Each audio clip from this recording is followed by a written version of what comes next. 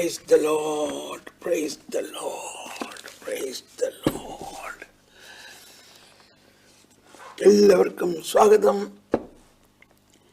940 എപ്പിസോഡാണ് ഈ വിശ്വാസത്തിൻ്റെ രഹസ്യങ്ങളെക്കുറിച്ചുള്ള സഭാപ്രബോധനം.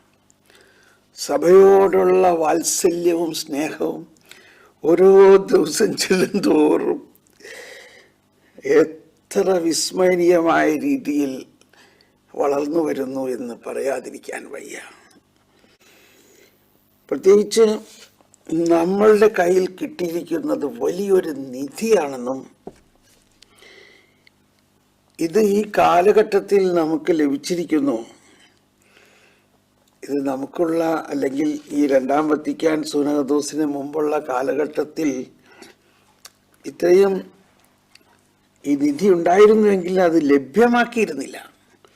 രണ്ടാം വത്തിക്കാൻ സുനഹദോസിൻ്റെ 60ാമത്തെ വർഷമാണ്. ഈ സുനഹദോസ് കഴിഞ്ഞിട്ട് 60 വർഷമായി. എങ്കിലും ഇപ്പോഴും ആ നിധി പലരും കണ്ടെത്തിയിട്ടില്ല.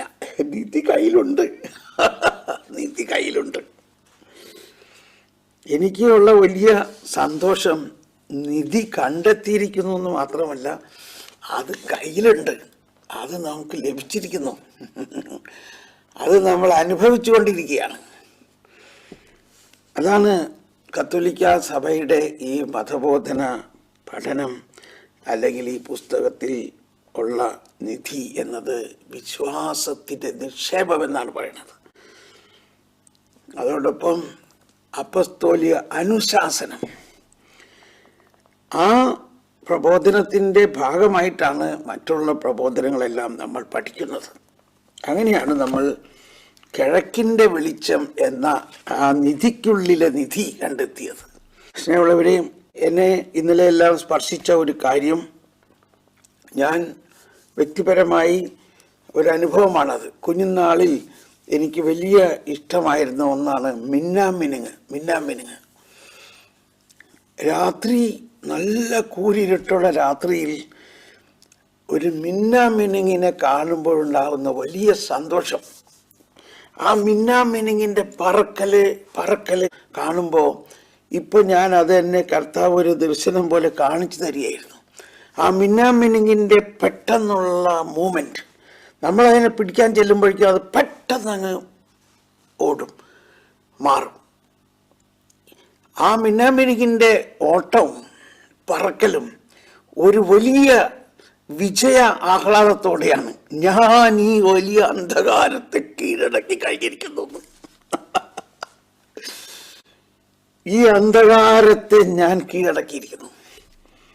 സ്നേഹമുള്ളവരെ, അങ്ങനെയാണ് നമ്മൾ സഭയുടെ ഏറ്റവും വലിയ അന്ധകാരാവൃതമായ അവസ്ഥയിലും സഭ തൻ്റെ ജ്ഞാനമാകുന്ന ആ മിന്നാമിനുങ്ങിനെ പോലെ ജ്ഞാനം നൽകിയിട്ട് സകലത്തെയും കീഴടക്കും.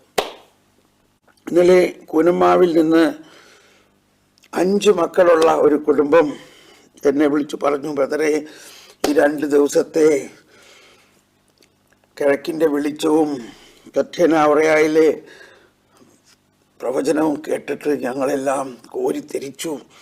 സത്യമാണത്. അവർ കൂനമ്മാവിൽ നിന്നും അതിരമ്പുഴ ആണ് അവരുടെ ഇടവകപ്പള്ളി. അവിടെ എല്ലാ ഞായറാഴ്ചയും പോകും. 80 കിലോമീറ്റർ യാത്ര ചെയ്തിട്ട് വേദോപദേശം പഠിക്കാനും യഥാർത്ഥ കുർബാന അർപ്പിക്കാനും. എന്നാലും അവർ ഈ മറ്റുള്ള തെറ്റായ ഇലിസിറ്റ് കുർബാനയ്ക്ക് പോയില്ല. അതിന് വലിയ ഒരു കൺഫർമേഷനായിരുന്നു ഈ ദിവസങ്ങളിലെ പ്രവചനം എന്ന് പറഞ്ഞ് വലിയ സന്തോഷം. സ്നേഹമുള്ളവർ, നമുക്ക് ഈ ദിവസങ്ങളിൽ പ്രാർത്ഥിക്കേണ്ടത് ഈ ഒരു മിന്നാമിനുങ്ങ്, ഈ പ്രകാശം സഭയിൽ എല്ലാവരെയും പ്രകാശിപ്പിക്കണം. നമ്മളിന്ന് അതിനുവേണ്ടി പ്രാർത്ഥിക്കുന്നത് മലങ്കര ആരാധനാക്രമത്തിലെ ആമുഖഗാനമായ വെളിവ് നിറഞ്ഞ ഈശോ. ഇത് ശരിക്കും കിഴക്കിൻ്റെ വെളിച്ചമാണ്. ആ വെളിവ്, അത് ഈശോ മിശിഹ തന്നെയാണ് ആ വെളിവ്. ആ വെളിവ് കറക്റ്റ്, ആ കൊളോക്കിയൽ വാക്ക് തന്നെ വെളിവ്. ഇതെല്ലാത്തിൻ്റെ ആവശ്യം വെളിവാണ്. ആ മിന്നാമിനിങ്ങിനെ പോലെ അല്ലെങ്കിൽ അന്ധകാരാവൃതമായ സ്ഥലത്ത് കൊളുത്തുന്ന ഒരു മെഴുകുതിരിയെ പോലെ സഭയിൽ വെളിവുണ്ടാകാനും എല്ലാ മേഖലയിലുള്ളവർക്കും, കുടുംബസ്ഥർക്കും, മാതാപിതാക്കൾക്കും, വേദപാഠ അധ്യാപകർക്കും, കന്യാസ്ത്രീമാർക്കും, വൈദികർക്കും, സന്യസ്തർക്കും, പുരോഹിതർക്കും, മഹാപുരോഹിതന്മാർക്കും, മേലധ്യക്ഷന്മാർക്കും ഈ വെളിവ് ഉണ്ടാകാൻ, നല്ല അർത്ഥത്തിൽ ആ ജ്ഞാനം നിറയാൻ, അങ്ങനെ ഈ ആരാധനാക്രമത്തിലൂടെ നമുക്ക് തന്നു കഴിഞ്ഞിരിക്കുന്ന ആ വലിയ നിധിയെ നമ്മുടെ ജീവിതത്തിൽ ഉൾപ്പെടുത്താനും അതിൽ ആനന്ദിക്കാനും അതനുഭവിക്കാനും നമുക്ക് പ്രാർത്ഥിക്കാം. തീർച്ചയായിട്ടും ഇത് സംഭവിക്കും. ഈ 14-ാം തീയതിക്കകത്ത് ഇതിനു വേണ്ട വെളിവ് സഭയിൽ എല്ലാ മേഖലയിലും ഉണ്ടാകും എന്നുള്ള, അത് കിട്ടിക്കഴിഞ്ഞിരിക്കുന്നു എന്നുള്ള ബോധ്യത്തോടെ നമുക്ക് പാടാം. വെളിവു നിറഞ്ഞോരീശോ നിൻ വെളിവാൽ കാണുന്നു, വെളിവീനടിയാരഖില ധാരമതാം വെളിവും നീ കാന്ത്യാഞങ്ങളീ താൻ കതിരെ ശോഭിപ്പിക്കെന്നും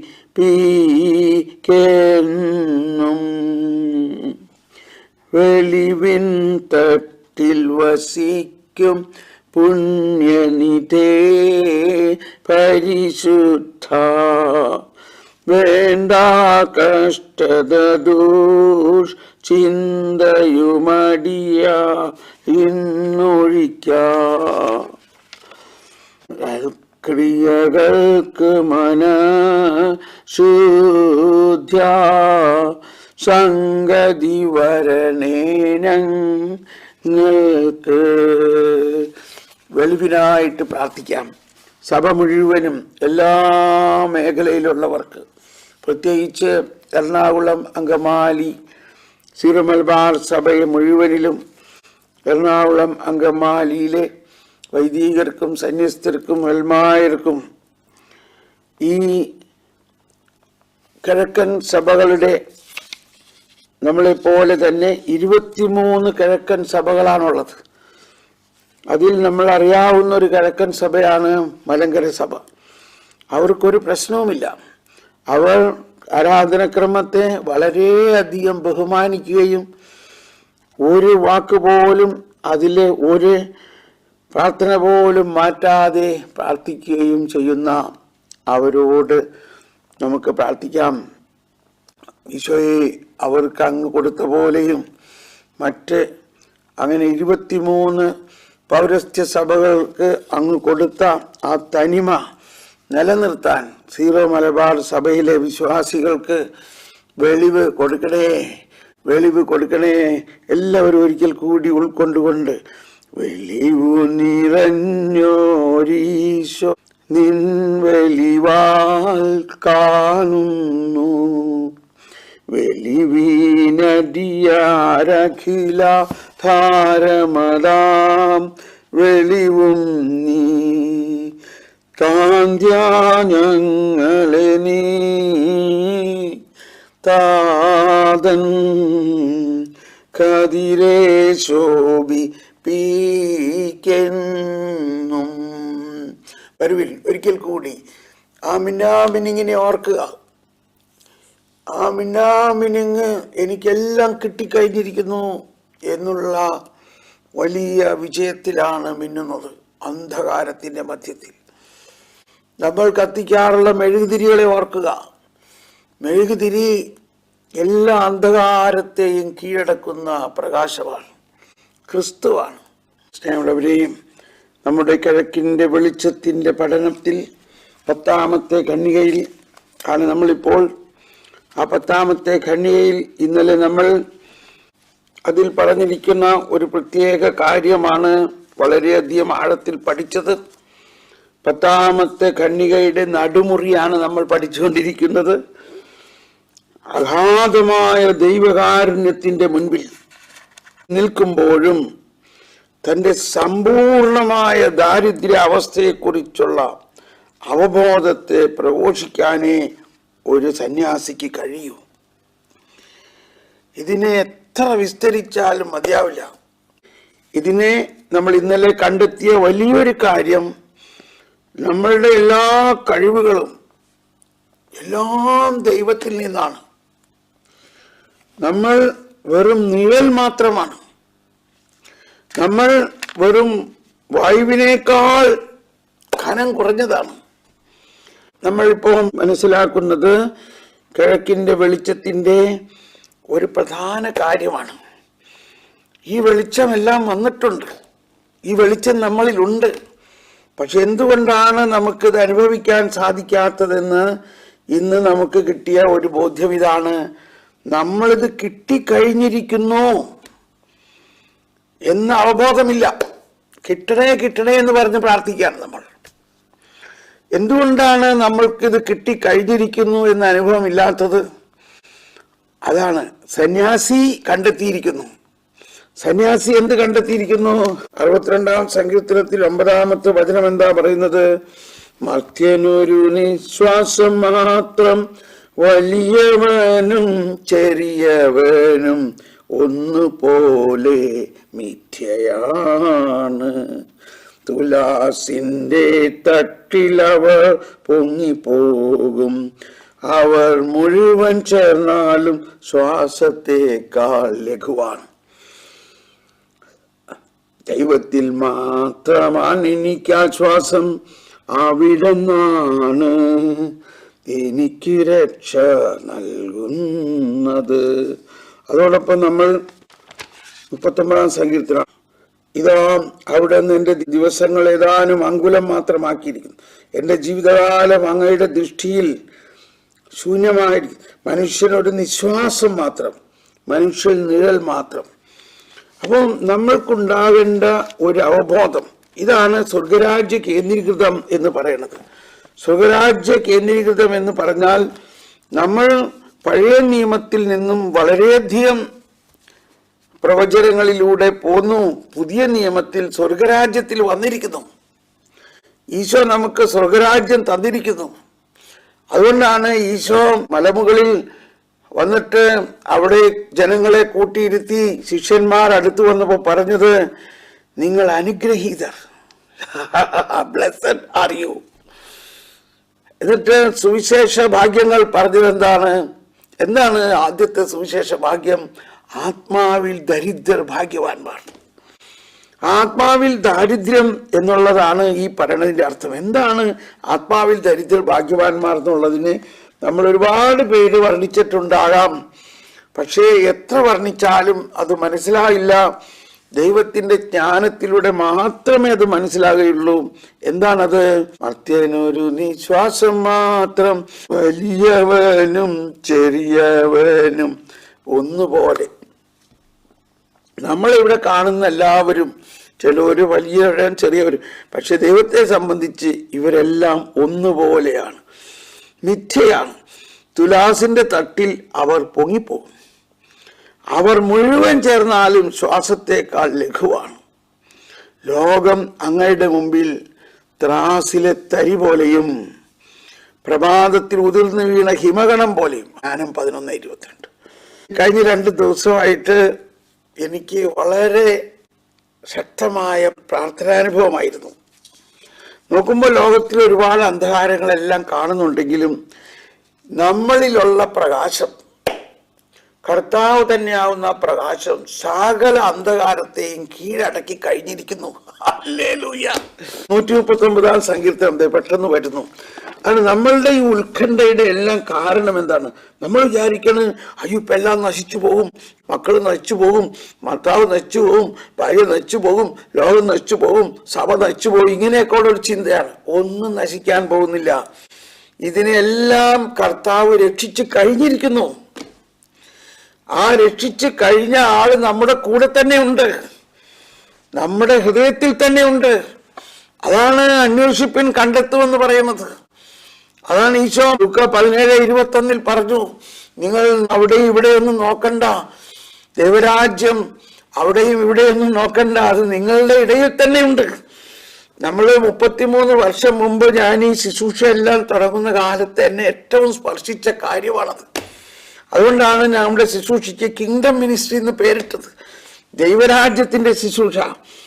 അത് നിങ്ങളുടെ ഇടയിൽ തന്നെ ഉണ്ടെന്ന് എഴുതിയിട്ട് അതിന്റെ അടിക്കുറിപ്പിൽ എഴുതിയിരിക്കുകയാണ്, നിങ്ങളിൽ തന്നെ ഉണ്ട് എന്നും ട്രാൻസ്ലേറ്റ് ചെയ്യാം. കേട്ടോ, ഈ ട്രാൻസ്ലേറ്റ് ചെയ്യുന്ന ആള് ഞാനാണത് ട്രാൻസ്ലേറ്റ് ചെയ്തിരുന്നെങ്കിൽ, ഇത് അനുഭവിച്ച ആളാണ് അത് ട്രാൻസ്ലേറ്റ് ചെയ്തിരുന്നതെങ്കിൽ, ആ ആദ്യത്തെ സ്ഥലത്ത് തന്നെ എഴുതും നിങ്ങളിൽ തന്നെ ഉണ്ടെന്ന്. അതാണ് ഇനി നമ്മൾ ബൈബിൾ വ്യാഖ്യാനം ഉണ്ടാക്കുമ്പോൾ അതിനകത്ത് ചേർക്കാൻ പോകുന്ന കാര്യങ്ങൾ. എന്തിനാണ് വീണ്ടും ബൈബിൾ വ്യാഖ്യാനം എഴുതാൻ പറയുന്നത്? ഇവർ അൽമായരുടെ നോട്ടത്തിൽ ഈ ബൈബിൾ വ്യാഖ്യാനത്തിൽ വരുത്തേണ്ട കാര്യങ്ങൾ അതിലെഴുതിയിരിക്കുന്ന കാര്യമാണ്. അത് അടിക്കുറിപ്പിൽ എഴുതുന്നതിന് പകരം മോളിൽ തന്നെ എഴുതായിരുന്നല്ലോ നിങ്ങളിൽ തന്നെ ഉണ്ടെന്നുള്ള കാര്യം. ഞാൻ ചിരിക്കുമ്പോ എന്റെ വലിയ സന്തോഷം കൊണ്ടാണ് ചിരിക്കുന്നത്.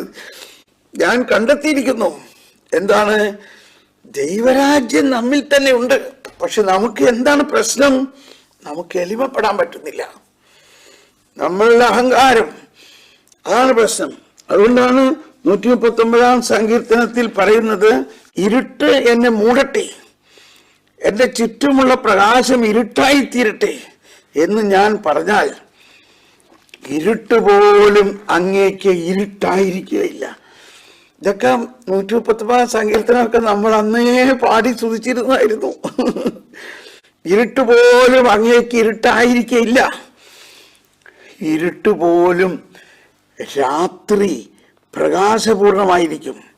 ഇരുട്ട് രാത്രി പകൽ പോലെ പ്രകാശപൂർണമായിരിക്കും. എന്തെന്നാൽ അങ്ങേക്ക് ഇരുട്ട് പ്രകാശം പോലെ തന്നെയാണ്. ആ വെളിച്ചം ഇരുളിൽ പ്രകാശിക്കുന്നു, അതിനെ കീഴടക്കാൻ ഇരുളിന് കഴിഞ്ഞില്ല.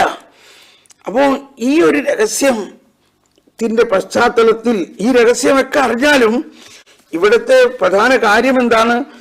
അഗാധമായ ദൈവകാരുണ്യത്തിന്റെ മുമ്പിൽ നിൽക്കുമ്പോഴും തന്റെ സമ്പൂർണമായ ദാരിദ്ര്യ അവസ്ഥയെക്കുറിച്ചുള്ള അവബോധത്തെ പ്രഘോഷിക്കാനേ ഒരു സന്യാസിക്ക് കഴിയൂ. എന്താ നമ്മൾ പ്രഘോഷിക്കേണ്ടത്? കർത്താവേ, ഞാൻ ഒന്നുമല്ല കർത്താവേ, എൻ്റെ ഒരു കഴിവുമല്ല, ഞാൻ വെറും തരിയാണ്, അല്ലെങ്കിൽ ഞാൻ അങ്ങയുടെ മുമ്പിൽ ഒന്നുമല്ല, ഞാൻ എൻ്റെ പരിമിതിയെക്കുറിച്ച്. എന്താണ് പരിമിതി എന്ന് പറയുന്നത്? ഇന്നലെ നമ്മളത് റോബിനം വിഫിക്കാന്തത്തിന്റെ അവസാന ഭാഗത്തുനിന്നും പഠിച്ചു. ഇവിടെയും പറഞ്ഞിരിക്കുന്നു. CCC 2007 ഒരു ദിവസം എടുത്തു. പരിമിതി എന്ന് പറഞ്ഞാൽ എന്താ? ദൈവം സൃഷ്ടാവും മനുഷ്യൻ സൃഷ്ടിയും. അപ്പൊ സൃഷ്ടി എന്ന പരിമിതി നമുക്ക് മാറ്റാൻ പറ്റുമോ? ആർക്കും മാറ്റാൻ പറ്റില്ല. That is the truth. നമ്മൾ മണ്ണിൽ നിന്നും, ആ മണ്ണാങ്കട്ടയാണ് നമ്മൾ. എന്നാൽ ആ മണ്ണാങ്കട്ടയെ എന്ന് പറയുമ്പോൾ അത് പൂർത്തിയാക്കുന്നതിന് മുമ്പ് തന്നെ നമ്മൾ പറയണം, വിണ്ണാങ്കട്ട അതിൽ ഒളിച്ചു വെച്ചിരിക്കുന്നു. ആ മണ്ണാങ്കട്ടയെ ദൈവം സ്വീകരിച്ചുകൊണ്ട് അതിൻ്റെ അകത്തേക്ക് വിണ്ണാങ്കട്ട, വിണ്ണിൽ നിന്ന് സമാഗതമായ ദൈവം തന്നെ ആ മണ്ണാങ്കട്ടയെ സ്വീകരിച്ച് അതിൽ സ്ഥാപിച്ചിരിക്കുന്നു, ദൈവരാജ്യം സ്ഥാപിച്ചിരിക്കുന്നു. ഇതാണ് പാരഡോക്സ്. അതാണ് പാരഡോക്സ്. അപ്പോ വീണ്ടും നമ്മൾ തുറന്നു പറയുമ്പോൾ ഇതിനൊക്കെ ഉത്തരവിടെ കിട്ടിക്കഴിഞ്ഞിരിക്കുന്നു. കൂടുതൽ ഉദാരമായ ഒരു രക്ഷയുടെ പേരിൽ, എന്തുദാരമായ രക്ഷയാണ് ഈ മണ്ണാങ്കട്ടയായ നമ്മളിൽ ദൈവത്തിന്റെ ഉദാരമായ രക്ഷയുടെ പേരിൽ. ഇത് സഹായത്തിന് വേണ്ടിയുള്ള ഒരു അഭ്യർത്ഥനയും ആഹ്ലാദത്തിന്റെ ഉദ്ഘോഷണമായി. കണ്ടോ, ഇപ്പൊ മനസ്സിലായോ എന്തുകൊണ്ടാണ് എനിക്ക് ആഹ്ലാദം? എനിക്ക് വലിയ ആഹ്ലാദമാണ്. കാരണം ഞാൻ കണ്ടെത്തിയിരിക്കുന്നു. എന്നാൽ ഇതിന്റെ മധ്യത്തിലും എന്നിൽ ബലഹീനതയുണ്ട്, പരാജയമുണ്ട്. എനിക്ക് അതുകൊണ്ടൊന്നും ഒരു ഭയമില്ല. എന്നിൽ പാപമുണ്ട്, എന്നിൽ നികൃഷ്ടതയുണ്ട്, ഞാനൊരു നികൃഷ്ട ജീവിയാണെന്ന് ആരെങ്കിലും പറഞ്ഞാലും അതുകൊണ്ടും എനിക്ക് പ്രയാസമില്ല. കാരണം ആ നികൃഷ്ട ജീവിയെ കർത്താവ് സ്വീകരിച്ചിരിക്കുന്നു തൻ്റെ മകനായിട്ടും ഓമനക്കുട്ടനായി. അതാണ് ഈശ്വരി എമ്മാനുവേൽ ബന മൈ പാപി ഉസ്കാ ബേട്ടാ ബന. ഈശ്വരി എമ്മാനുവേൽ ബന മൈ പാപി ഉസ്കാ ബേട്ടാ ബന. മലയാളത്തിൽ ദൈവവും മനുഷ്യനും ഒന്നായ നിമിഷം പാപിയാം ഞാൻ ദൈവസുതനായി മാറി. മണ്ണാങ്കട്ടയായ ഞാൻ ദൈവത്തിന്റെ മകനായി മാറി. തൻ്റെ നികൃഷ്ടതയുടെ, എത്ര പറഞ്ഞാലും മതിയാവില്ല. കാരണം നമ്മൾ നമ്മുടെ നികൃഷ്ടതയെയും മറ്റുള്ളവരിലുള്ള നികൃഷ്ടതയെയും കണ്ടിട്ട് അവരെ വിമർശിക്കുകയാണ്, അവരെ കുറ്റം പറയുകയാണ്. നീ പാപിയാണ്, നീ ഗതികിട്ടില്ല, നിനക്ക് രക്ഷ കിട്ടില്ല, നീ നരകത്തിൽ പോവുള്ളൂ എന്ന് പറഞ്ഞ് നമ്മൾ അവരെ വിമർശിക്കുമ്പോൾ ഈശോ പറയാണ്, ഞാൻ നിന്നെ കൊണ്ടുപോകൂടാ. ഞാൻ പാപിയായ നിന്നെ ഞാൻ ഏറ്റെടുത്തെന്റെ തോളിലേറ്റി നിന്റെ പാപത്തിന് പരിഹാരം ചെയ്ത് നിന്നെ ശുദ്ധീകരിച്ച് നിന്നെ മഹത്വീകരിച്ച് നിന്നെ നീതീകരിച്ച് ഹല്ലേലൂയ, ഞാൻ നിന്നെയും കൊണ്ടേ പോകുള്ളൂ. ഞാൻ നിന്നെയും കൊണ്ട് പോയി കഴിഞ്ഞിരിക്കുന്നു. നീ ഇതറിയുവിൻ. നീ എന്നോടുകൂടെ സ്വർഗത്തിൽ പിതാവിന്റെ വലതുഭാഗത്ത് ഇപ്പോഴിരിക്കുകയാണ്. അതാണ് തൻ്റെ നികൃഷ്ടതയുടെ അഗാധതയിൽ നിന്ന് ഇത്തരത്തിലുള്ള രക്ഷ അചിന്ത്യമാണ്. നമുക്ക് ചിന്തിക്കാൻ പറ്റുന്നില്ല. അതാണ് നമ്മുടെ പ്രശ്നം. നമുക്കത് ചിന്തിക്കാനേ പറ്റുന്നില്ല. എന്നിട്ട് എഴുതിയിരിക്കുകയാണ്, ഇക്കാരണത്താലാണ് പാപപൂർത്തിക്കായുള്ള യാചനകളും ദൈവമഹത്വത്തിനുള്ള സ്തുതികളും ആരാധനാക്രമത്തിലെ പ്രാർത്ഥനകളിൽ ഗണ്യമായി പങ്കുവഹിക്കുന്നത്. അപ്പൊ ആ പ്രാർത്ഥനകളൊന്നും നമ്മൾ അധികം പ്രാർത്ഥിക്കുന്നില്ല. ഇക്കാരണത്താലാണ് നമ്മൾ നീണ്ട പ്രാർത്ഥനകൾ ആരാധനാക്രമത്തിലുള്ള പോലെ തന്നെ പ്രാർത്ഥിക്കണം. നമ്മൾ സീറോ മലബാറിൽ സാധാരണ പ്രാർത്ഥിക്കാത്ത ഒരു പ്രാർത്ഥനയാണ്, നീതിയുടെ വാതിൽ ഞങ്ങൾക്കായി തുറക്കണമേ, പാപികളെ വരെയും മാടി വിളിച്ചവനാം അനുതാപികളാമേവർക്കും വാതിൽ തുറന്നു കൊടുത്തവനാം കരുണാനിധിയാം കർത്താവേ, നിൻ സവിധേ വന്നണയുന്നു. കണ്ടോ, ഇത് ഈ പറഞ്ഞത് മുഴുവൻ അതിലില്ലേ? പക്ഷെ നമ്മളത് പ്രാർത്ഥിക്കണില്ല. അതുകൊണ്ടാണ് നമുക്ക് അനുഭവമില്ലാത്തത്. ഈ കുർബാനയിലെ ആരാധനാക്രമത്തിലെ പകുതി പ്രാർത്ഥിച്ച് പകുതി പ്രാർത്ഥിക്കാതെ വിടുകയാണ്. അപ്പൊ എങ്ങനെയാണ് നമുക്ക് അനുഭവം ഉണ്ടാവുന്നത്? ആരാധനാക്രമത്തിലെ പ്രാർത്ഥനകളെ എല്ലാത്തിനെയും ഒന്നിച്ച് കാണണം, ഒന്നിച്ച് സ്വീകരിക്കണം.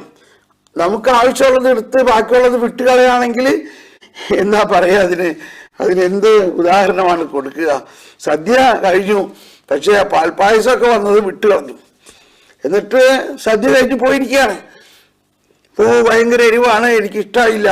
ഹേയ്, അപ്പൊ ആ പാൽപ്പായസം അടപ്രഥമനൊക്കെ കഴിച്ചില്ലേ? അതിനൊന്നും എനിക്ക് സമയമില്ല, അതിനൊന്നും എനിക്ക് സമയമില്ല, ഞാൻ വേഗം പോന്നു എന്ന മാതിരിയാണ് നമ്മുടെ കുർബാന അർപ്പണം. നമ്മൾ ആ സദ്യയിലെ പാൽപ്പായസം കഴിക്കാണ്ട് സമയമില്ല എന്ന് പറഞ്ഞ് പോന്നു. അതിനകത്ത് പ്രധാന പ്രാർത്ഥനകളെ നമ്മളുടെ സമയമനുസരിച്ച് അത് ഉപയോഗിക്കാതെ നമ്മൾ അത് വിട്ടുകളഞ്ഞു. അപ്പൊ ഇവിടെ പറഞ്ഞിരിക്കുന്ന ഒരു പ്രധാന രഹസ്യം ഇതാണ്, ഈ ആരാധനാക്രമത്തിലെ പ്രാർത്ഥനകളിൽ ഗണ്യമായ പങ്ക് വഹിക്കുന്ന, അപ്പൊ ആ പ്രാർത്ഥനകള് പൗരസ്ത്യ ആരാധനാക്രമത്തിന്റെ ഒരു തനിമയാണത്. ആ തനിമ നമ്മൾ ഉപേക്ഷിക്കരുത്. ആ തനിമ ഉപേക്ഷിക്കുമ്പോൾ നമുക്ക് ഈ ദൈവരാജ്യ അനുഭവം ഉണ്ടാവില്ല. അതൊരു കടുകുമണി പോലെയാണ്. ആ കടുകുമണിയെ മുഴുവനും നമ്മൾ സ്വീകരിക്കണം. ആ കടുകുമണിയുടെ പകുതി മാത്രം എടുത്താൽ പോരാ. അപ്പോ അനന്തമായ ഒരു പരമ്പരയിലെ അവസാനത്തേതും ആരാധനക്രമ ഭാഷയിൽ, അതാണ് ആരാധനക്രമ ഭാഷ, the language of the liturgy. ഇത് വളരെ പ്രധാനപ്പെട്ട ഒരു കാര്യമാണ്.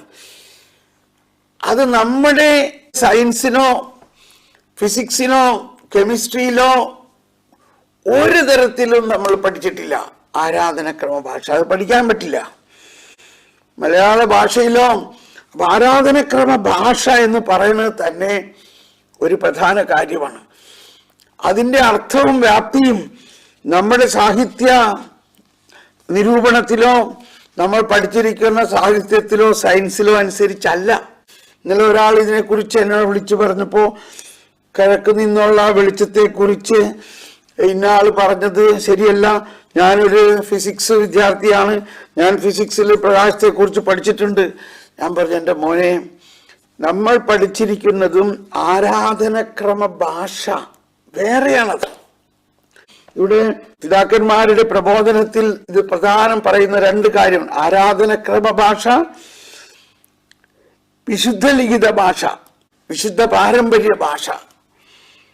അപ്പൊ ഇത് നമുക്ക് ഇനി ഒരിക്കൽ ചർച്ച ചെയ്യാതെ ആരാധനക്രമ ഭാഷ, അതാണ് ആരാധനക്രമ ഭാഷയിൽ എക്കണോമി ഓഫ് സാൽവേഷൻ എന്ന് പറയുന്നതിനെ കുറിച്ച് നമ്മൾ പഠിച്ചു. എന്ന മാതിരി ഇവിടെ ജോൺ പോൾ രണ്ടാമൻ മാർപ്പാപ്പ പല പ്രാവശ്യം ഇതിൽ പറയുന്ന ഒരു കാര്യമാണ് ആരാധനക്രമ ഭാഷ. അപ്പൊ ആരാധനക്രമ ഭാഷയിൽ ആണ് ഈ കിഴക്ക് എന്ന് പറഞ്ഞാൽ ആരാധനക്രമ ഭാഷയിലാണ് അത് മനസ്സിലാക്കേണ്ടത്. നന്ദിപൂർവം വളരെ സ്തുതിക്കപ്പെടുന്നതുമായ ഈ വിരോധാഭാസത്തെ കുറിച്ചുള്ള വിസ്മയത്തിൽ ക്രിസ്ത്യാനി മുങ്ങിപ്പോകുന്നു. നമ്മൾ മുങ്ങിപ്പോകാനായിട്ട് നമുക്ക് ഈ വിസ്മയം മനസ്സിലായിട്ടില്ലല്ലോ. അതാണ് നമ്മളിപ്പോൾ മനസ്സിലാക്കിക്കൊണ്ടിരിക്കുന്നത്. എന്താണ്? അപരിമേയൻ പരിമിതിയെ അംഗീകരിക്കുന്നു. ഇതെല്ലാം പറഞ്ഞു കഴിഞ്ഞു. അപരിമേയൻ സൃഷ്ടാവായ ദൈവം പരിമിതിയെ അംഗീകരിച്ചിരിക്കുന്നു. ഇപ്പൊ ഇത് പറയുമ്പോൾ ഞാനൊരു വളരെ സാധാരണമായ ഒരു ഉദാഹരണം പറയാണ്. ഇപ്പോൾ ഒരു മുതലാളിയുടെ വീട്ടിൽ, മുതലാളിയാണ്, അദ്ദേഹത്തിൻ്റെ വലിയ സ്വത്തും സംവിധാനങ്ങളൊക്കെ ഉണ്ട്. ആ മുതലാളിയുടെ വീട്ടിൽ വന്നിരിക്കുന്ന ആ മണ്ണിൽ കിളയ്ക്കണ വേലക്കാരൻ, മണ്ണിൽ കിളച്ച് വിത്ത് വിതയ്ക്കണ വേലക്കാരൻ ഭക്ഷണത്തിന് വന്നിരിക്കുന്നു. അവന് മുതലാളിയുടെ വീട്ടിൽ വന്നിരിക്കുന്ന അവൻ ഭക്ഷണം കൊടുക്കാൻ വന്നിരിക്കുന്നുവെങ്കിലും അവന് ആ മുതലാളിയുടെ വീടിൻ്റെ പുറകുവശത്തുള്ള ഒരു മുറിയിലിരുത്തിയ ഭക്ഷണം കൊടുക്കാറ് ഇല്ലേ? അതാണ്. എന്നാൽ പുതിയ നിയമത്തിൽ അങ്ങനെയല്ല. പുതിയ നിയമത്തിൽ അവൻ മുതലാളിയോട് കൂടെ തന്നെ ഭക്ഷിക്കാനിരിക്കുന്ന ഒരവസ്ഥയാണ് ദൈവം തരുന്നത്. പുതിയ നിയമത്തിൽ അവനെ ആ പണിപ്പുരയിലിരുത്തി അല്ലെങ്കിൽ പുറത്തിരുത്തി ഭക്ഷണം കൊടുക്കല്ല, പിതാവിനോടൊപ്പം ഇരുത്തി ഭക്ഷിപ്പിക്കുന്നു. ഇതെനിക്ക് വളരെ പേഴ്സണലായിട്ടുള്ള അനുഭവമാണ്. ഞാൻ ആദ്യകാലങ്ങളിൽ പ്രാർത്ഥിക്കുമ്പോൾ, ത്രിത്വൈക ദൈവത്തെ ആരാധിച്ച് പ്രാർത്ഥിക്കുമ്പോൾ എൻ്റെ മനസ്സിൽ ഉണ്ടാകുന്ന ഒരു ദർശനം ഇങ്ങനെയായിരുന്നു. ഞാൻ ഇങ്ങനെ പിതാവും പുത്രനും പരിശുദ്ധാത്മാവും അവിടെ ഇരിക്കണു, അവർ ബ്രേക്ക്ഫാസ്റ്റ് ഇരിക്കാണ്, ഞാൻ അങ്ങ് മാറിയിരിക്കുകയാണ്. അടിയൻ ഇവിടെ ഇരുന്നോളാം. അപ്പൊ പിതാവ്, ഇല്ല മോനെ, നീ ഇവിടെ വാ, നീ എൻ്റെ മകനാണ്, നീ വാ, നമ്മുടെ കൂടെ ഇരിക്കെന്ന് പറഞ്ഞ് ത്രിത്വത്തിന്റെ അകത്ത് എന്നെ പിടിച്ചിരുത്തിയിരിക്കണം. അതെനിക്ക് ഭയങ്കര ഒരു അനുഭവമായിരുന്നു. ഞാൻ എന്നും അത് ചിന്തിക്കും. ഞാൻ പ്രാർത്ഥിക്കുമ്പോൾ ഈ വേലക്കാരനെ പോലെ, അതാണ് പഴയ നിയമത്തിൽ അടിയൻ ഇതാ അല്ലെങ്കിൽ ദാസൻ ഇതാ ശ്രവിക്കുന്നു. അത് നല്ലൊരു തത്വത്തിൽ വിനയത്തോടെ പറയുന്നതാണ്. ദാസൻ എന്ന് പറഞ്ഞാൽ യജമാനൻ പറയുന്നതെല്ലാം അനുസരിക്കുന്നു. പക്ഷേ യജമാനൻ നമ്മളെ എന്ത് ചെയ്യുന്നു? യജമാനൻ നമ്മളെ എന്ത് കണക്കാക്കുന്നു? അപരിമേയൻ സൃഷ്ടിയായ പരിമിതനായ ഇവനെ അംഗീകരിച്ചുകൊണ്ട് ആ പുത്രനോടൊപ്പം തൻ്റെ മടിയിൽ കയറ്റിയിരുത്തുന്നു. ഇതാണ് മനസ്സിലാക്കേണ്ടത്. ഇതെന്റെ അനുഭവമാണ്. നമ്മൾ ഒരു വേലക്കാരനെ പോലെ അവിടെ പണിപ്പുരയിലിരുന്ന് ഭക്ഷണം കഴിക്കുകയല്ല, മറിച്ച് പിതാവും പുത്രനും പരിശുദ്ധാത്മാവിനോടൊപ്പം നമ്മൾ ഇരുത്തുന്നു. അതാണ് അപരിമേയൻ പരിമിതിയെ അംഗീകരിക്കുന്നു എന്നതിൻ്റെ അർത്ഥം. നമ്മളിവിടെ പാടിയായിരുന്നു മലങ്കര ആരാധനക്രമത്തിലെ ഒരു ഗാനമാണ്. ആ ഗാനത്തിന് ഇപ്പോൾ നല്ലൊരു അർത്ഥവ്യാപ്തി വരുന്നു. അതായത് വചന ശുശ്രൂഷയ്ക്ക് ഭാഗമായിട്ട് പാടുന്നതാണ്. യജമാനൻ വരുമന്നേര തുണർവുള്ളോരായി തൻ മുന്തിരിത്തോപ്പിൽ പണിയായി കാൺമോരോ ധന്യരാം. പകലെല്ലാം തൻ കൂടെ പണിതോർ അവനരകെട്ടി പരികർമ്മിച്ചിടും. താതനിരുത്തും, കണ്ടോ, കറക്റ്റ് ഇത് തന്നെ ഇവിടെ എഴുതിയിരിക്കുന്നത്. താതനിരുത്തും മേശയ്ക്കായി, കണ്ടോ, താതനിരുത്തും മേശയ്ക്കായി പരികർമ്മിക്കും സുതൻ റൂഹ കുദിശ പാറയ്ക്കില്ലേത്ത. Praise the lord. മാത്രമല്ല മുടയും ഓരോ മുടി ഹല്ലേലൂയാ ചൂടും മകുടത്തിൽ. ഇതാർക്കെങ്കിലും വേണമെങ്കിൽ അത് ഞാൻ കഴിഞ്ഞ ധ്യാനത്തിൽ പാടിയിട്ടുണ്ടായിരുന്നു ആ പാട്ട്. യജമാനൻ വരുമന്നേരമുണർവുള്ളോരായി തൻ മുന്തിരിത്തോപ്പിൽ പണിയായി കാൺമോ രോധന്യരാ. പകലെല്ലാം തൻ കൂടെ പണിതോർ കവനരകെട്ടി പരികർമ്മിച്ചിടും. താതനിരുത്തും മേശയ്ക്കായി പരികർമ്മിക്കും സുതൻ റുക്കുദിശ പാറക്കലീത്ത. മുടയും നോരോ മുടി ഹാലേലൂയ ചൂടും മകുടത്തിൽ. Price the Lord. ഇതാണ് നമ്മൾ പരികർമ്മിച്ചിടും. അപരിമേയനായ ദൈവം പരിമിതനായ നമ്മളെ താതനോടൊപ്പം മേശക്കിരുത്തി നമ്മളെ പരികർമ്മിച്ചിടും. നമുക്കൊന്നുകൂടി നന്ദി പറഞ്ഞ് പ്രാർത്ഥിക്കാം. ദൈവരാജ്യം നമ്മൾ കണ്ടെത്തിയിരിക്കുന്നു. ഈ ആരാധനക്രമത്തിന്റെ ഭാഷയിൽ നമ്മൾ ഇത്രയും വലിയ ആ ജ്ഞാനവും ആനന്ദവും നമുക്ക് കിട്ടിക്കഴിഞ്ഞിരിക്കുന്നു. പക്ഷെ നമ്മൾ എളിമപ്പെട്ട് നമ്മൾ വായുവിനേക്കാളും കനം കുറഞ്ഞവരായി മാറണം. അപ്പോൾ നമ്മൾക്ക് ഇതിൻ്റെ എല്ലാം പൂർണ്ണ അനുഭവം ഉണ്ടാവും. വരുവിൻ, നമുക്ക് ബാക്കി നാളെ തുടരാം. നമുക്ക് നന്ദി പറയാം. കർത്താവേ, നന്ദി കർത്താവേ. ഇന്ന് പഠിച്ച കാര്യങ്ങളും ഇന്ന് കിട്ടിയ പ്രവചനത്തെ പ്രതി നന്ദി പറയുന്നു. അപ്പോൾ ഇന്നും ഈ ദിവസങ്ങളിൽ കേട്ട കാര്യങ്ങളും പ്രവചനങ്ങളും എല്ലാം കേട്ട് നിങ്ങൾ നാളെയും അതിലുള്ള ദിവസങ്ങളിലും വെളിച്ചത്തിന് വേണ്ടി പ്രാർത്ഥിക്കണം. Thank you everybody. God bless you. Bye bye.